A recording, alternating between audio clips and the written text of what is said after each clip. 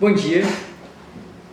Nós temos tido alguns problemas, não podemos nos reunir, infelizmente, por conta da pandemia. Nós não podemos deixar de ser igreja, então nós queremos estar aqui porque entendemos que igreja sou eu, é você, independe de um templo, independe de um local. Então, com esse objetivo, nós queremos continuar ministrando a nossa EBD. E nós vamos ministrar hoje a aula 8, referente ao curso Conhecendo a Minha Bíblia e a Minha Fé. Até o presente momento, nós estudamos a respeito dos principais temas da Bíblia, com o objetivo de mostrar o plano da salvação do nosso bondoso e amado Deus para a minha e para a sua vida.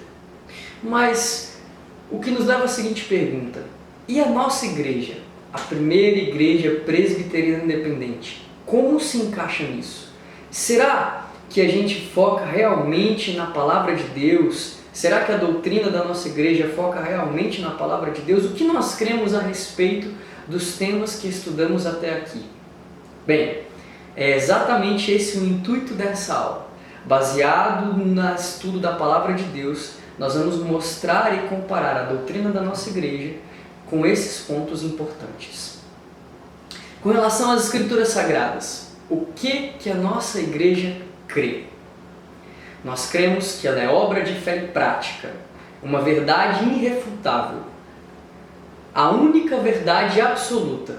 Eu creio nisso, a nossa igreja crê nisso, eu espero que você que esteja me assistindo também. Tudo precisa passar pelo crivo da palavra de Deus nas nossas vidas. Tudo, a palavra de Deus é a única verdade absoluta. E por mais que a obra do Senhor na nossa vida, a obra do Senhor no nosso cotidiano, a sua criação, expressam o quanto Ele é grandioso e maravilhoso, ainda não são suficientes. Aprove o Senhor se manifestar ao seu povo através da palavra de Deus. E as Escrituras Sagradas é exatamente isso, a própria palavra de Deus para as nossas vidas, a maneira como Ele fala conosco, uma verdade irrefutável e absoluta.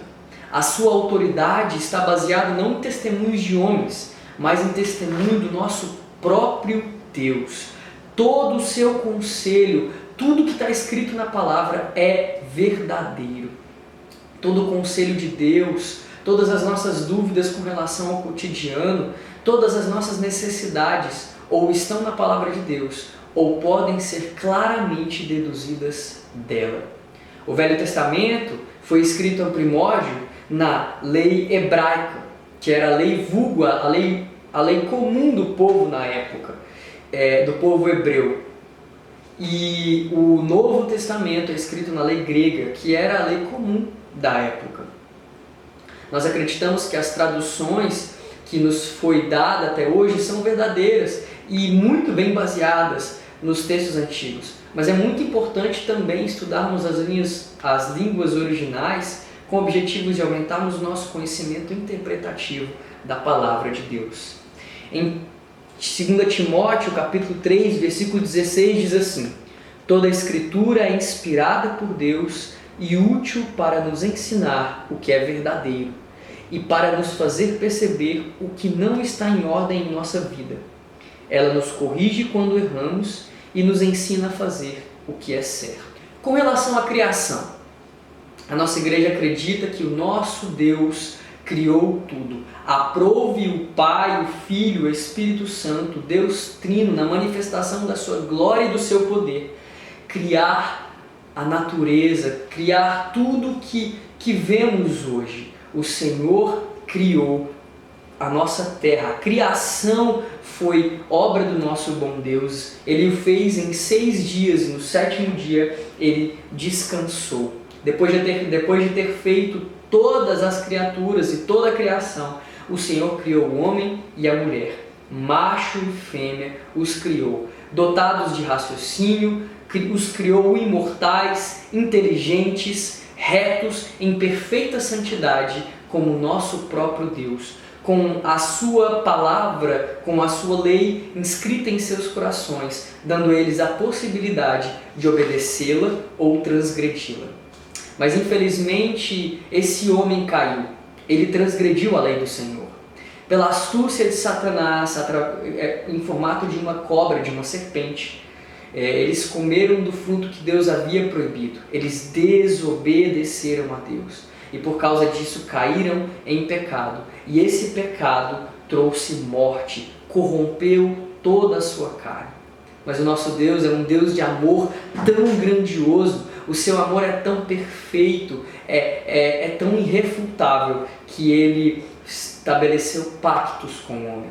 O primeiro pacto foi um pacto baseado nas obras, um pacto baseado em uma aliança, em um contrato. O Senhor abençoava o povo se eles decidissem obedecer, mas eles não obedeceram e esse pacto não foi suficiente. Mas o plano de amor de Deus para a sua vida, para a minha vida, para o povo de Deus, não parou por aí. Ele estabeleceu então o segundo pacto, e esse nós estamos sob ele até hoje, o pacto da graça de Cristo, onde por intermédio do nosso Senhor Jesus, ele nos salvou naquela cruz, se entregando o seu próprio Filho, e isso nos faz salvos, não porque merecemos, mas pela graça de Deus. E esse Criador, esse Jesus, ele é o mediador entre Deus e o homem. É mais ou menos assim. A distância entre Deus e o homem era como um grande abismo. Então, para que nós pudéssemos alcançar o Senhor, nós tínhamos que atravessar essa distância. Mas isso era impossível.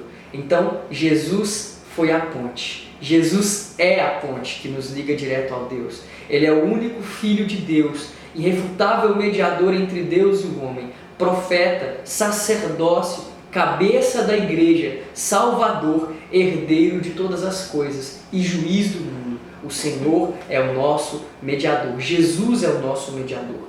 E por ele, pela obra dele, nós somos justificados. Não por nós mesmos, mas pelo que o Senhor fez por cada um de nós. Nós que conhecemos o pecado, que somos pecadores, fomos justificados por aquele que nunca viu o pecado, por aquele que nunca conheceu o pecado, Jesus. E quando Deus olha para mim e para você, Ele não vê o ser humano corrompido, caído que eu e você somos. Ele vê a obra de Jesus em nós, o Espírito Santo, e então Ele se alegra. Nós somos justificados não por nós mesmos, mas pelo que Jesus fez por nós e pela ação dele na minha e na sua vida através do Espírito Santo.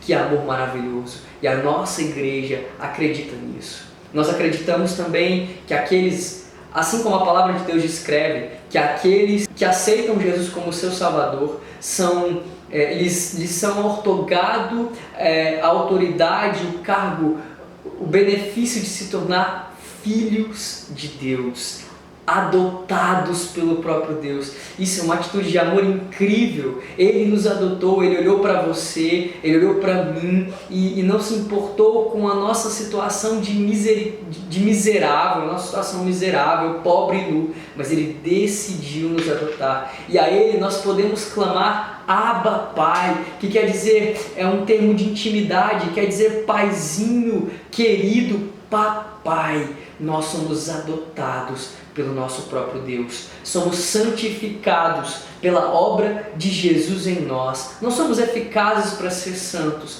mas se você e eu somos influenciados pelo Espírito Santo, Ele nos faz santo, porque quando nos relacionamos com Ele, nos tornamos parecidos com Ele e vamos cada vez mais diante da nossa vida ter o domínio do pecado e não permitir que isso nos aprisione mais, porque fomos libertos pela obra salvadora de Cristo. E essa fé salvadora é por intermédio da graça, é um presente não merecido e nós precisamos crer que ela é totalmente poderosa e eficaz para nos salvar.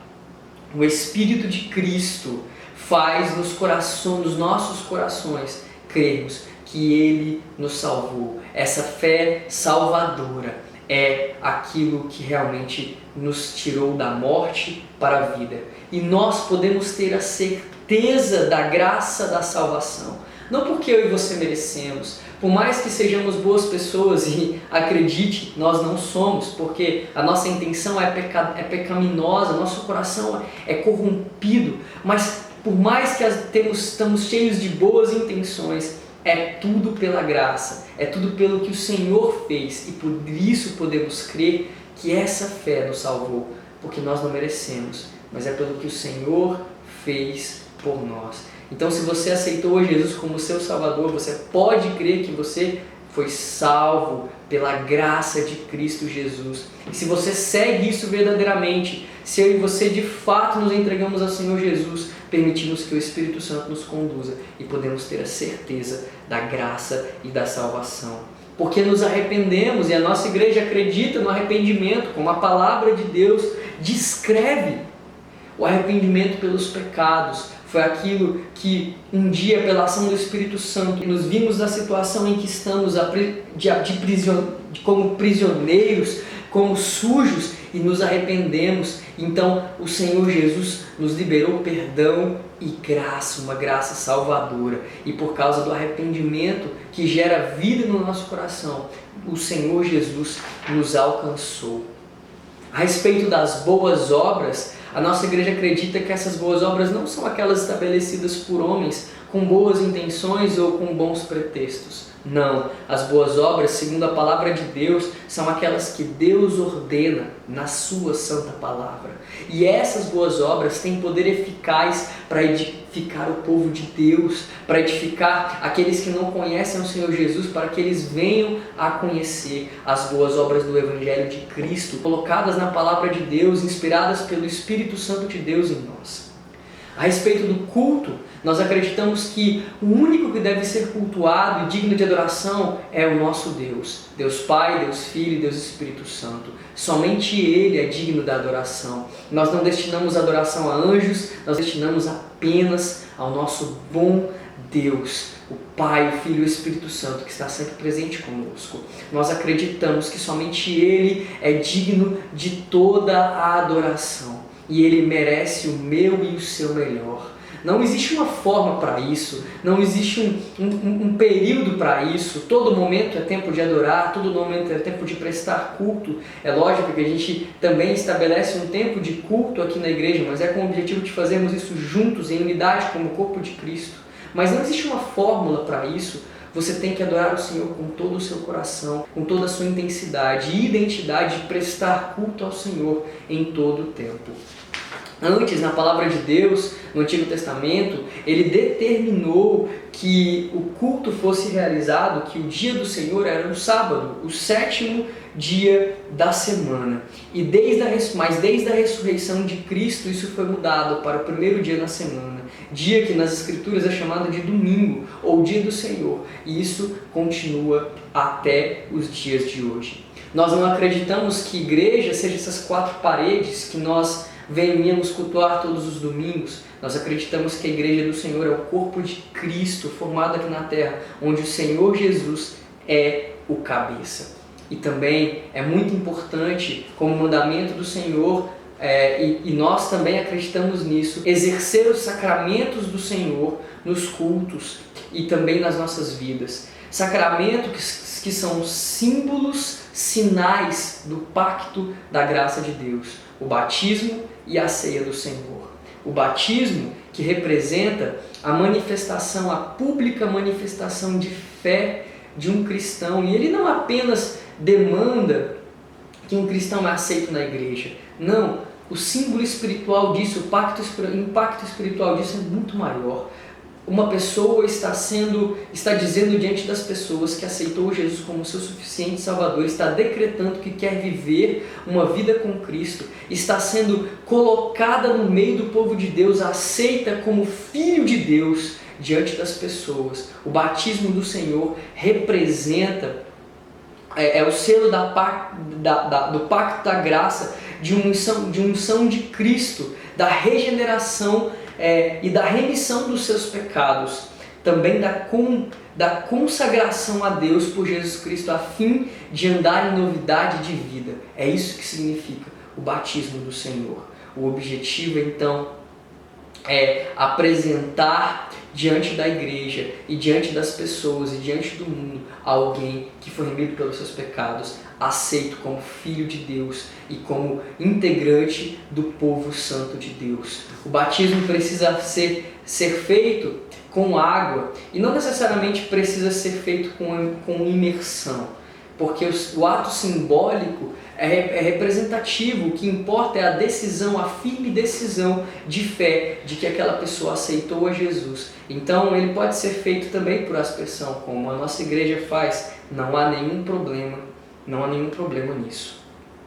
Na verdade, há relatos na Bíblia onde poderia ter acontecido esse tipo de batismo, inclusive.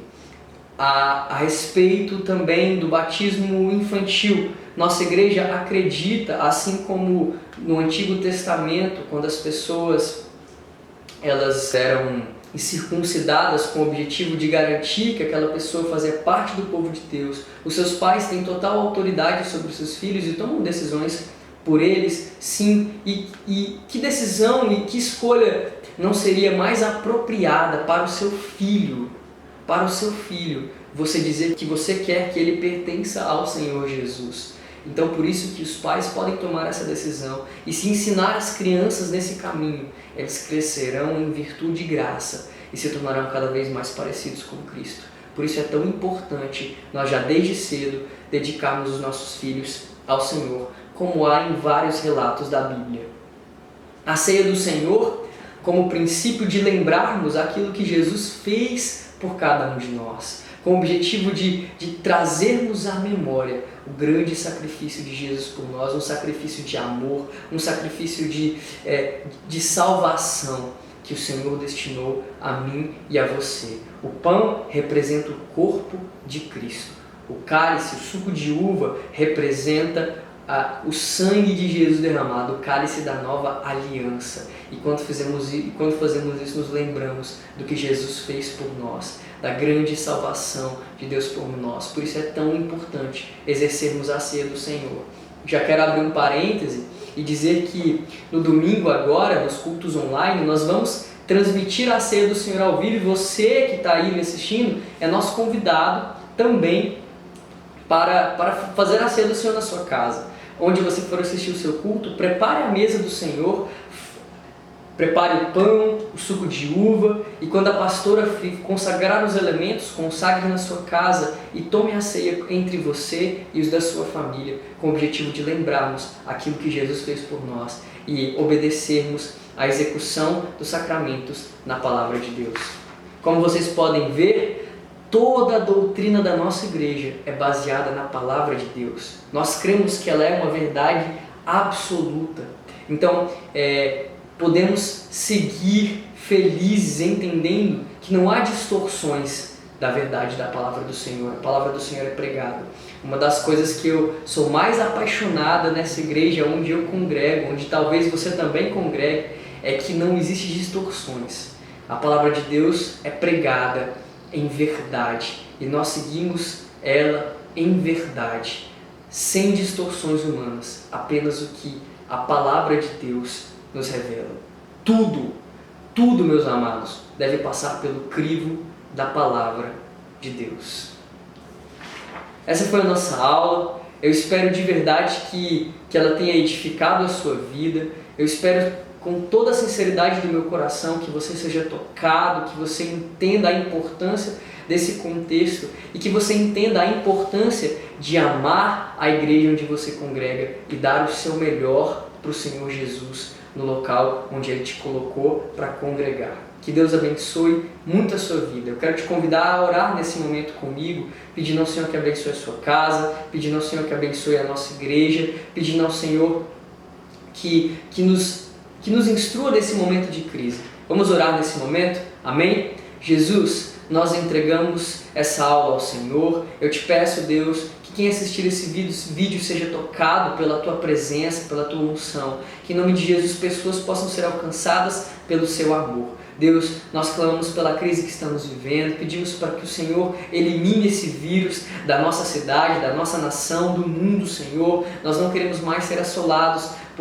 por essa por essa doença, Deus. Abençoa aqueles que estão em linha de frente. Jesus, em nome do Senhor Jesus, nós te pedimos que logo, logo nós possamos estar juntos, nos abraçando ainda mais como o corpo de Cristo. Jesus, nos dê sabedoria nesse momento. Abençoa a casa da pessoa que está me assistindo agora, abençoa a sua família, abençoa esta igreja e que nós possamos ser isso, Deus, igreja do Senhor, unidos com o propósito, Jesus, de ser bênção onde formos, de sermos representantes do Senhor aqui na terra. Em nome de Jesus. Amém. É isso aí, pessoal. Que Deus abençoe muito a sua vida, que o Senhor encha a sua casa com a alegria dEle, com a presença dEle, que cada vez mais o Senhor possa se manifestar na minha e na sua vida como igreja do Senhor. Porque igreja não é um templo, não é um local, não é 4 paredes. Sou eu e sou você. Fique com Deus, que Deus abençoe muito a sua vida. Até a próxima.